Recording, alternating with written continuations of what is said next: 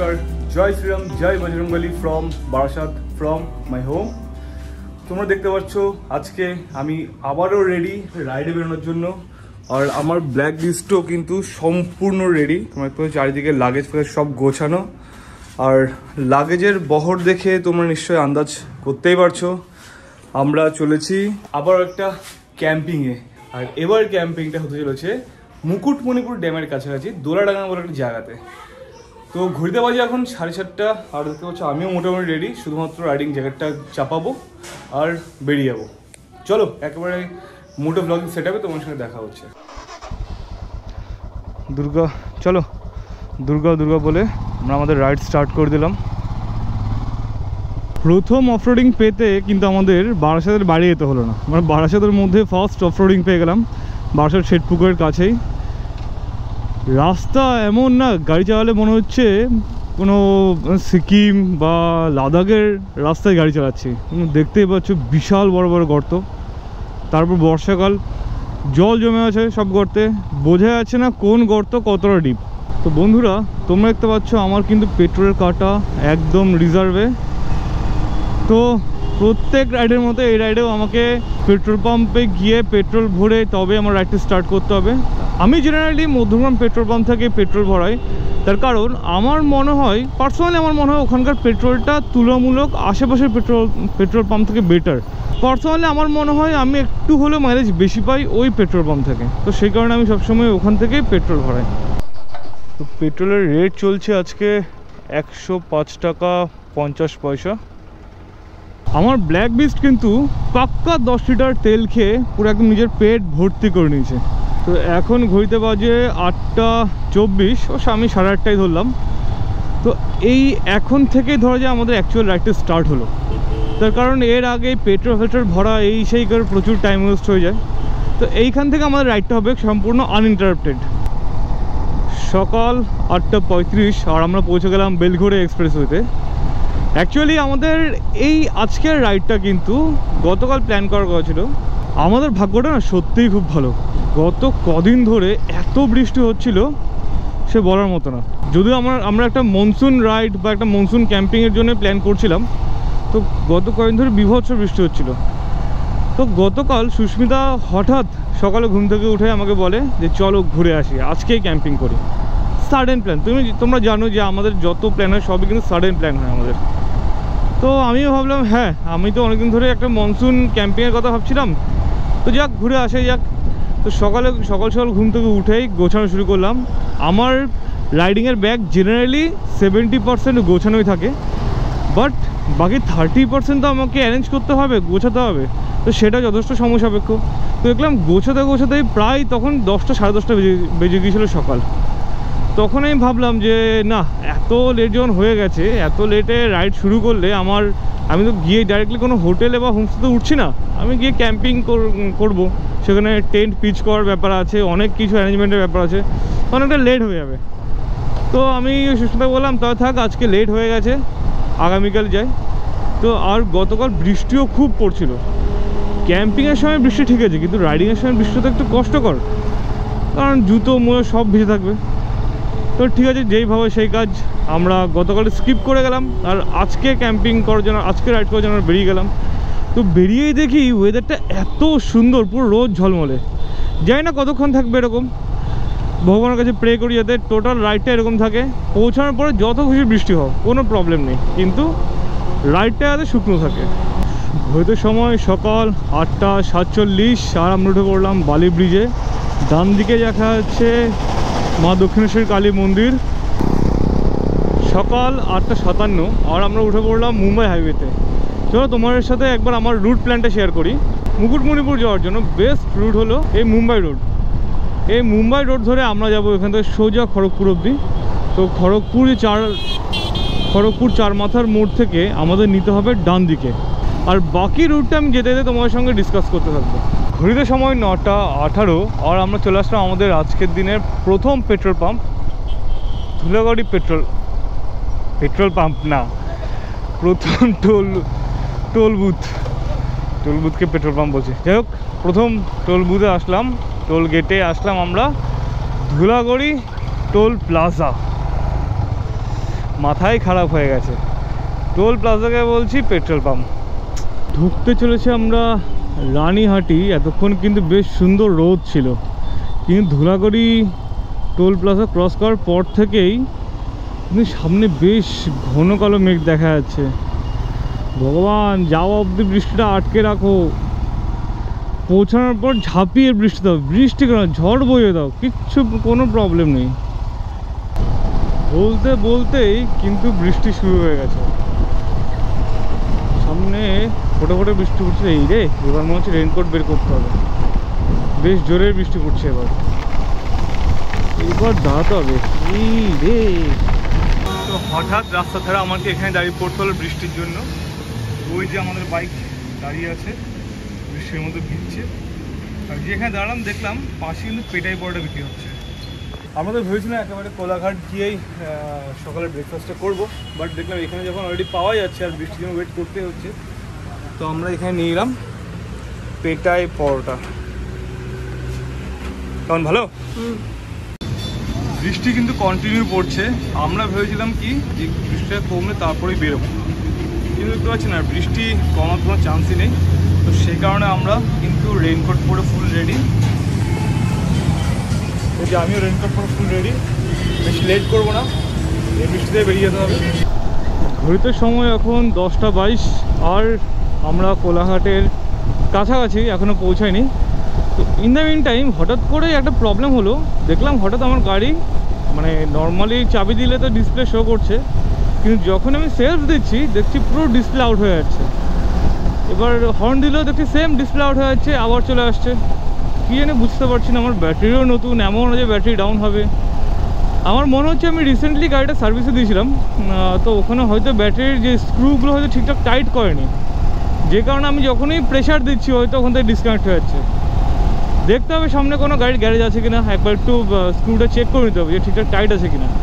তো গাড়ি যখন স্টার্ট নিচ্ছিল না, লাস্টে আমাকে ঠেলে গাড়ি স্টার্ট করতে হলো। ঠিক বাগদান মোড়ের ঠিক পরপরই আমি এই গ্যারেজটায় আসলাম।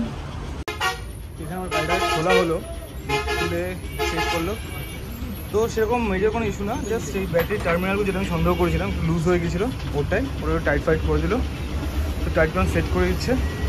তো এই কারণে একটু লেটও হয়ে গেল। এখন 10টা 47 বাজে। তো সব আবার লাগেজ ফাগেজ আবার প্যাক করে আবার বেরিয়ে যেতে হবে। গাড়ি শেষমেশ ঠিক হলো, ভাগ্য ভালো যে কোনো মেজর ইস্যু হয়নি। তো ঘুরতে সময় এখন 10টা 56, প্রায় 11টা। অনেকটাই লেট হয়ে গেছে, কারণ 11টা বাজতে যায় আর আমরা এখনও কোলাঘাটেও পৌঁছাতে পারিনি। সেখান থেকে আরও তো 1-1.5 ঘন্টা লাগবে খড়গপুর পৌঁছাতে, তারপর আরও অনেকটা রাস্তা। কখন ঢুকবো কে জানে। ঘুরতে সময় 11টা 5, আর আমরা এখন এসে পৌঁছালাম কোলাঘাট। নিচ দিয়ে যার বয়ে আছে রূপনারায়ণ নদী। তো আমরা এখন আর কোলাঘাটে দাঁড়াবো না, যেহেতু আমাদের অলরেডি ব্রেকফাস্ট হয়ে গেছে। তো আমরা ডাইরেক্টলি খড়গপুর দেশে বেরিয়ে যাবো। এই জায়গাটা থেকে ভিউটা কিন্তু অসাধারণ লাগে। তো ডান দিকে দেখো সব চাষের ক্ষেত দেখা যাচ্ছে, ধান ফান চাষ হয়েছে ওদিকে, আর পুরো জল জমে আছে মাঝখানটা। সামনে আকাশের মেঘগুলো একবার দেখো, কেমন থোক থোক থোক থোক, কি সুন্দর লাগছে না? আর তার সাথে এরকম একটা কম্বিনেশন, দুদিকে সবুজ একটা কম্বিনেশন, পিকচার পারফেক্ট। রাইড করতে করতেই হঠাৎ খেয়াল করলাম আমার বাইকের কিন্তু হাফ সেঞ্চুরি হয়ে গেছে। 50,000 কিলোমিটার হয়ে গেছে এখন। 50,000 টোটাল, 50,007 কিলোমিটার। তো অনেক লম্বা পথ পাড়ি দিয়েছে আমার এই ব্ল্যাক বিস্ট। তোকে আরও অনেক লম্বা পথ পাড়ি দিতে হবে। আমরা চলে আসলাম এখন খড়গপুর একদম কাছাকাছি। এই মোড় থেকে তোমরা একটা জিনিস খেয়াল রাখবে, রাস্তা কিন্তু দুদিকে ভাগ হয়ে যাচ্ছে, একটা হচ্ছে সোজা আর একটা বাঁ দিক। যদি খড়গপুর দিকে যেতে চাও তাহলে কিন্তু বাঁ দিকের রাস্তাটাই নেবে। বাঁ দিকটা উঠে ফ্লাইওভারের টোটালটা ঘুরে কিন্তু আবার সোজা চলে যাবে খড়গপুর দিকে। আর সোজা গেলে যদি তোমরা ওই দিকটা যেতে তাহলে ওটা বালাসোর দিকে যেত। আমরা চলে আসলাম এখন খড়গপুরের 4 মাথার মোড়ে। এখান থেকে আমি নেব পুরো আইল্যান্ডটা ঘুরে ডান দিকে। তোমরা চাইলে সোজাও যেতে পারো, সোজা যাওয়ার রাস্তা আছে ঝাড়গ্রাম হয়ে, ডান দিকে যাওয়ার রাস্তা আছে। আমি ডান দিকেটা নিচ্ছি, তার কারণ হলো ডান দিকেটা তুলনামূলক শর্টকাট। সোজা গেলে ঝাড়গ্রাম হয়ে গেলে ডিস্টেন্সটা একটু বাড়বে। সামনে মাইলস্টোন ফলকে দেখা যাচ্ছে বাঁকুড়া 113, মেদিনীপুর 9। তো এদিকে বাঁকুড়া হয়ে কিন্তু আমি যাব। আমরা উঠে পড়লাম কংসাবতী নদীর ওপরে একটা ব্রিজে, আর কংসাবতী নদীতে কিন্তু এখন পুরো ভরা জল। এর আগে যখন এসেছিলাম তখন শীতকাল ছিল, পুরো ড্রাই ছিল, নদীতে কোনো জল ছিল না, এখন পুরো ভর্তি জল। ঘড়িতে সময় দুপুর 12:25, আর আমরা চলে আসলাম আমাদের আজকের দিনের সেকেন্ড টোল প্লাজায়। তবে টোল প্লাজাটা মেবি আইদার বন্ধ হয়ে গেছে বা হয়তো চালুই হয়নি এখন অবধি, জানি না কী কন্ডিশন। টোল গেট করা আছে বাট টোল কালেক্ট করা হচ্ছে না। এই হলো ভাদুতলা মোড়, এখান থেকে আমাদের নিতে হবে লেফট টার্ন ভাদুতলা। ভাদুতলা মোড়ের পরে এই জায়গাটা আমি দাঁড়ালাম জাস্ট তোমাকে দেখানোর জন্য। এই দেখো রাস্তা, আর দুপাশেই জঙ্গল, পুরো ঘন জঙ্গল, আর কিচ্ছু দেখা যাচ্ছে না, রাস্তায় কোনো লোক নেই। রাস্তাগুলো কি সুন্দর, মানে দুপাশে জঙ্গল আর রাস্তাটা সব মেনটেন করা, দারুণ লাগছে। মানে এতক্ষণ যে রাইড করলাম, এইবার রাইডে এসে আসল মজাটা আসছে। দেখুন জঙ্গলের মাঝখানে রাইড করা, আর সবচেয়ে মজার বিষয় হচ্ছে এইরকম রাস্তা কিন্তু আগামী প্রায় 100 কিলোমিটার কাছাকাছি আমরা পাবো, টোটালটা জঙ্গলের মাঝখান দিয়ে। এই ডান দিকের বাড়িগুলো একবার দেখো, সব মাটির বাড়ি, মাটির দোতলা বাড়িও কিন্তু রয়েছে এখানে। গ্রামের বাড়িগুলো এখানে কি সুন্দর, সেই আমাদের পুরনো ছোট্টবেলার গ্রামটা কিন্তু এখানে এখনো দেখা যাচ্ছে। দেখো মাটির বাড়ি আর টিনের চালা, আর তার মধ্যে চারিদিকে জঙ্গল। এবার ভাবো এই বাড়িগুলো থাকার ফিলিংসটা কেমন আসবে।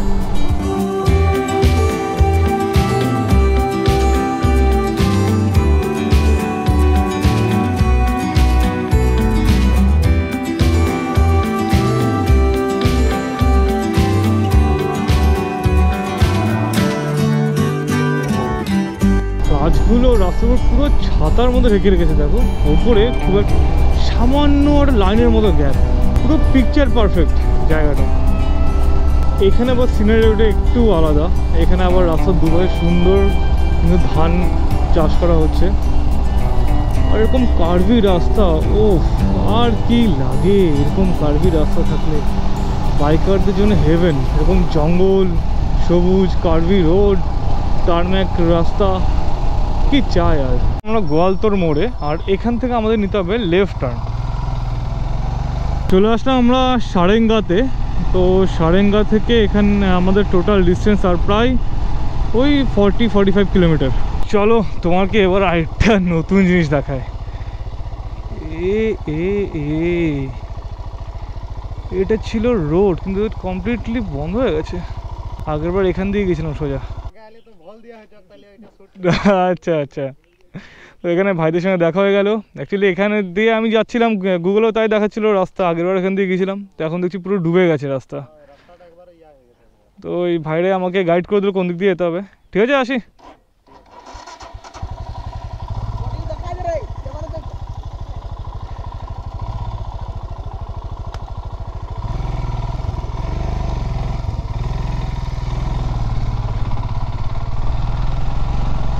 মুকুটমণিপুর, মুকুটমণিপুর সোজা। আচ্ছা, তো যেখানে দেখলাম আমরা আটকে গিয়েছিলাম, ওখান থেকে জাস্ট সামান্য ব্যাক করেই বাঁদিকে একটা রাস্তা পেয়ে যাবে, একটা রাস্তা ঢুকছে। তো ওইদিকে আমরা ঢুকলাম, ওইদিকে ঢুকে আরও সোজা আসতে হবে। বললো এরা যে এদিকে নাকি ব্রিজ আছে, যাই গিয়ে দেখি। তো এতক্ষণে পেলাম আমরা মেইন রোড বাগজাতা মোড়। বাগজাতা মোড় থেকে যেতে হবে বাঁদিকে। তো অবশেষে আমরা পেয়ে গেলাম কংসাবতী নদী ক্রস করার সেতু, কি গোবিন্দপুর সেতু নাকি একটা লেখা ছিল, যাই ভুলে গেছি। আর নিচে বলেছে কংসাবতী নদী। দেখতে পাচ্ছি কী পরিমাণ জল। বর্ষাকাল বলে এখানে জল থাকে, কারণ এগুলো বর্ষার জলে পুষ্ট। আর শীতকালে আসলে এতে জলই দেখা যায় না, পুরো খটখটে শুকনো থাকে এগুলো।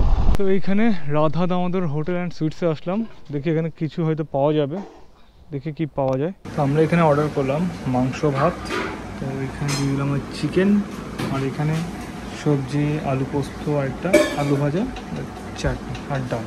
বন্ধুরা আমি জানি না দেখা যাচ্ছে কিনা গোপ্রোতে, বাট এই রাস্তার সোজা সোজা দূরে কিন্তু দেখা যাচ্ছে পাহাড়।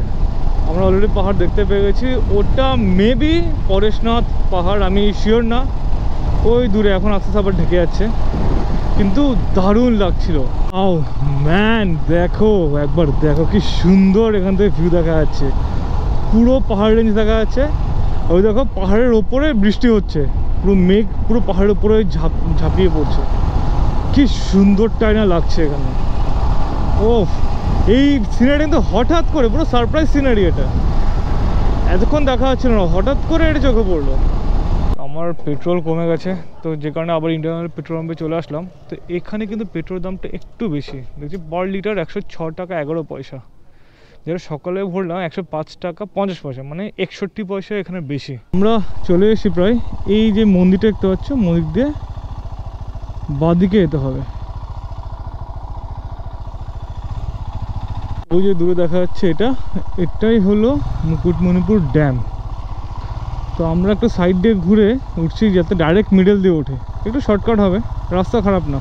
পথের কিছুটা জায়গা কিন্তু এরকমও রাস্তা আছে, খুব সুন্দর রাস্তাটা। এই যে আমরা উঠছি মুকুটমণিপুর ড্যাম, যথেষ্ট উঁচু আছে জায়গাটা। এই চলে আসলাম মুকুটমণিপুর ড্যামে। এসি যখন তোমাকে একবার ড্যাম থাকার ভিউটা দেখায়, এই দেখা করে ভিউ। ওই ওখানে হচ্ছে নৌকাগুলো, আমরা ওখান দিয়েই যাবো। আর এখান থেকে পুরো ভিউটা এরকম, কি সুন্দর চারদিকে ভিউটা বলো। যাক লেট করবো না, ডাইরেক্ট নৌকা ঘাটে চলে যাবো।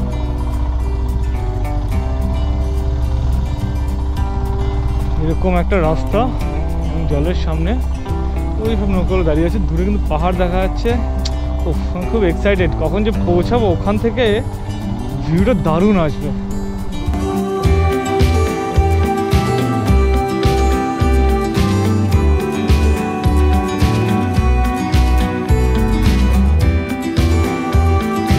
আজকে সকাল 8:30টায় ঘর থেকে বেরিয়ে এখন ঘড়িটা বাজে 3:50, আমরা পৌঁছে গেলাম মুকুটমণিপুর।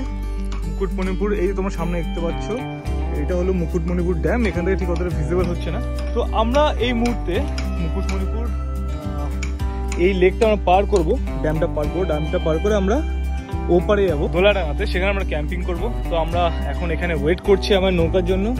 সুস্মিতাও এখানে দাঁড়িয়ে আছে, আর ঠিক এইখানটাই নৌকা আসবে। আর আজকে পরিবেশটা একবার দেখো, কি চরম একটা পরিবেশ, মেঘলা ওয়েদার, তার মধ্যে জল ভর্তি, আর দূরে দেখা যাচ্ছে পাহাড়।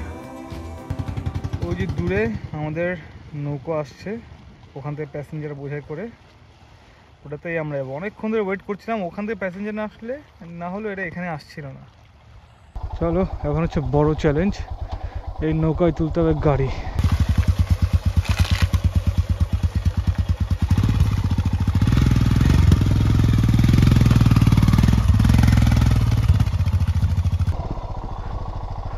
এখানে রাখছি,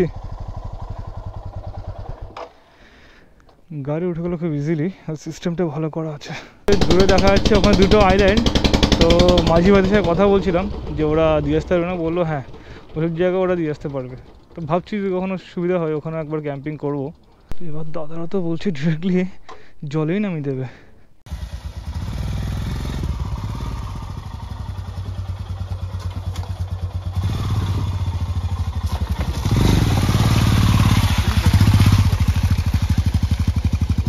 এইখানেই কিন্তু তোমার ওখান থেকে নেমে জাস্ট এখানে কিন্তু পেমেন্টটা হয়।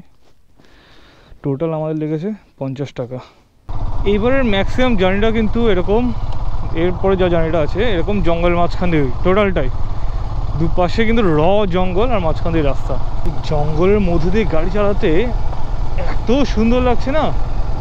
আর এই জঙ্গলে কিন্তু তোমার জানিয়ে রাখি হরিণও আছে এখানে, তো ভাগ্যে থাকলে কিন্তু হরিণও দেখা যেতে পারে। তো গ্রামের ভেতরে এখানে একটা দোকান পেয়ে গেলাম। তো সুস্মিতা এখানে কেনাকাটা করছে রাতের খাবার দাবার। আমার বাইকটা ঠিক এখানে রাখা। এবারে কিন্তু আর পিচ ঢালের রাস্তা নেই, এবার টোটালটা কিন্তু এরকম কাঁচা রাস্তা, তারপর জল পড়ে অফরোড হয়ে রয়েছে। পৌঁছে গেলাম আমরা আমাদের ক্যাম্প সাইটে, একদম পরিষ্কার পরিচ্ছন্ন আছে আমাদের ক্যাম্প সাইট, কোনো চিন্তা নেই। চিন্তা করছিলাম আরে সেই কুকুরটাও চলে এসছে, গতবারে চলে এসেছিলো। চিনতে পারলি? আয় আয় আয় আয় আয় আয় আয় আয় আয় আয়, চিনলি? কতদিন পর দেখা তোর সাথে। তোমরা আমার আগের ভিডিওটা দেখো এখানকার, সেখানে কিন্তু ছিল। ও বাবা ও বাবা বাবা, এদিকে এদিকে এদিকে এদিকে। বাবা কতদিনের পরিচিত মনে হচ্ছে। বাবা ওরে বাবা ওরে বাবা ওরে বাবা।